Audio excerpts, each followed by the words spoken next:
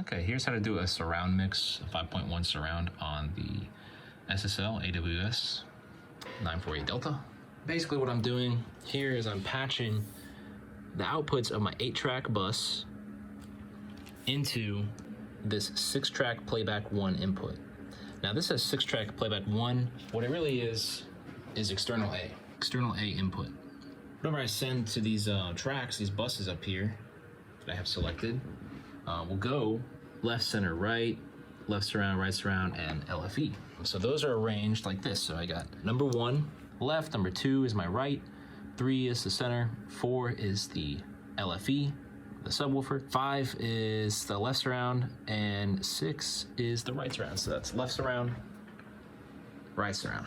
You can see that these signals are being sent to the surround system. Okay, so that's how you can do a surround mix, and then you can adjust the levels of your faders here for a 5.1 surround.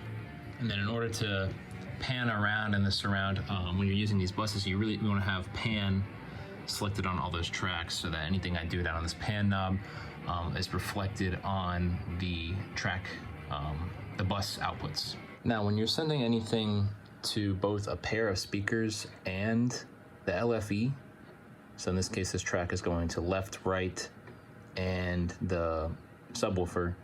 What I would suggest if you're going to do panning on these tracks is to make a copy that's dedicated for the subwoofer and put it on another track. So in that case, if I copied it to this channel, I would send this channel to the subwoofer, and then this one I could pan back and forth between 1 and 2. Because the way the pan works on these groups is when you pan left, it sends the output to the odd number track, and when you pan right, it sends it to the even number track. So if I had the subwoofer selected on this same channel here, and I pan to the left, I would no longer be sending signal to my subwoofer, so it would drop out if I panned to the left.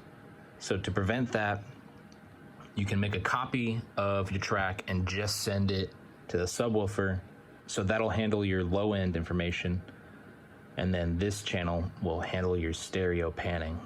And in order to turn down your mix, you have to go over here, put it on UCal, and then you can turn it down. Or you can dim or cut it from over here. Since this fader is tied to the mix or record bus, it won't control the external A signal that you're getting. You can also mute your different surround tracks here. And then if I wanted to extend into a 7.1 or 9.1, use the Colemans, and you would patch into these Coleman inputs here, either from the direct output of a channel. You could do FX sends here. You have 2 more buses up here that you could use. So now I've got this thing set up for a 7.1 with 2 rear channels, and basically I just patch the output of 7 and 8 of the track bus to the left and right input of the Coleman, which is this blue unit over here. So now this level controls the level of my rear channels. Here, I'm gonna hit pan on that. And now, let me just solo that real quick. Yeah, so now that's coming from these channels here. And I can turn that down, or I can mute, like that. And of course I can still control the level of all those individual sources with the faders here and with the solo mute. So let me go ahead and play. So I can go ahead. So recap, basically I'm just using these buses up here, this 8-track bus with a pan selected on these. I'm patching that into the input of this first 6-track. So that's getting my 5.1.